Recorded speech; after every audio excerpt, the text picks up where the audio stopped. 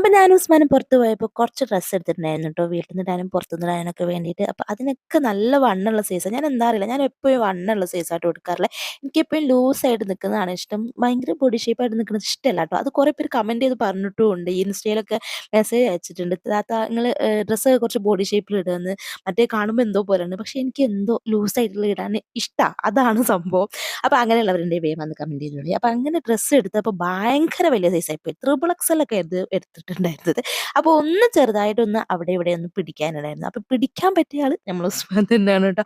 അപ്പൊ എങ്ങനെ പിടിക്കണം, എവിടെ പിടിക്കണം എന്നൊക്കെ പറഞ്ഞു കൊടുത്തിട്ട് ഉസ്മാൻ ഇതാ അടിക്കാൻ വേണ്ടി പോവാണ്. സ്വന്തം ഭർത്താവിനെ പറ്റി പൊക്കി പറയാണെന്ന് നിങ്ങൾ ഒരിക്കലും വിചാരിക്കരുത് ട്ടോ. ഉസ്മാൻ നല്ല രീതിയിൽ തന്നെ എനിക്ക് ഡ്രസ്സൊക്കെ ഷേപ്പാക്കി തരും ട്ടോ. മമ്മിയും ഷേപ്പാക്കി തരും.